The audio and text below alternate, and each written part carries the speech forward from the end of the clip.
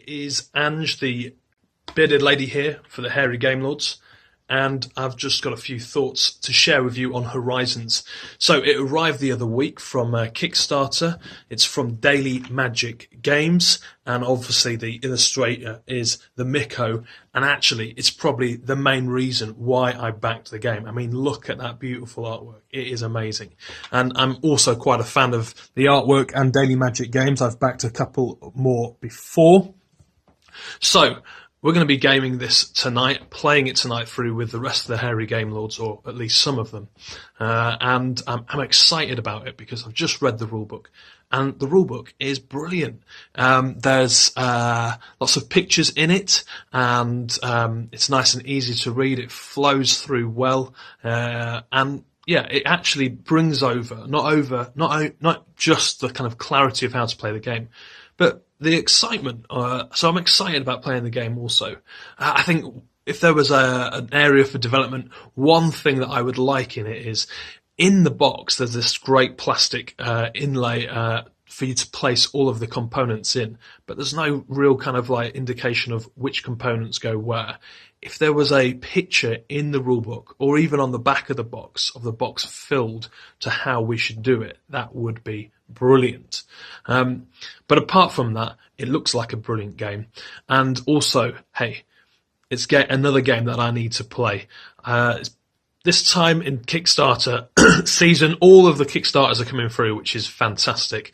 But unfortunately, it means that I've got something like 25 games that I still need to play.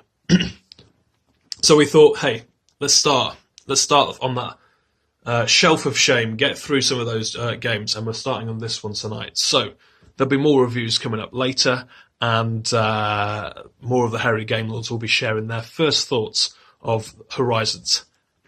It's going to be great. Laters.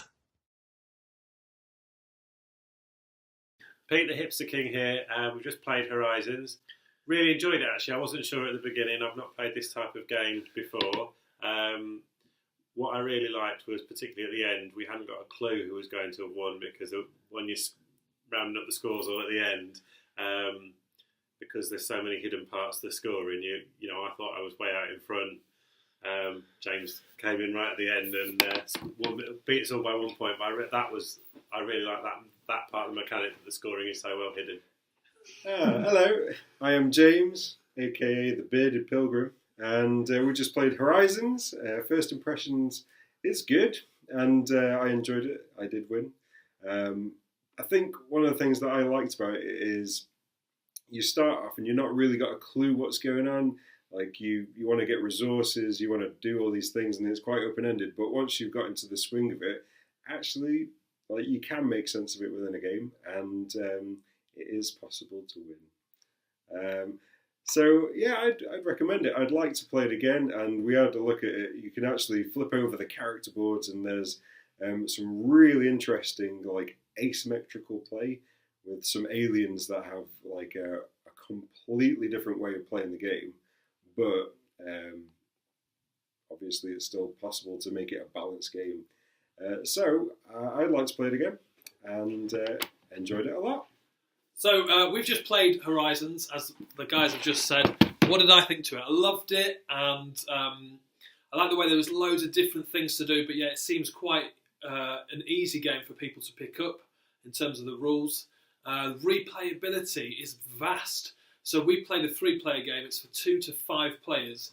And there was a whole lot of mission cards that we didn't even get to play with, because they're for different numbers of players.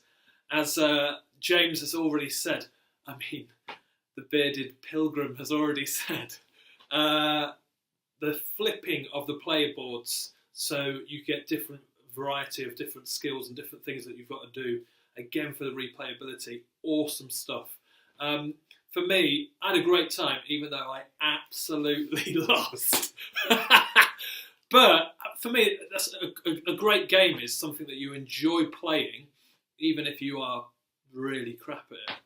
And so, yeah, it was good fun. There was loads of different things to do, lots of different ways to kind of like win points and stuff like that. The ally cards are brilliant, and I like the way that you can get an ally card, you can use it a couple of times, but then it goes back into the mix, and that could filter through that someone else can use it. So it's not just somebody getting these really powerful cards and then keeping them for the rest of the game. I also like the way that you can't hoard loads and loads of cards as well. You can only keep so many resources and so many cards at the end of your go. You've got to discard down. So lots of great things, lots of awesome stuff to do.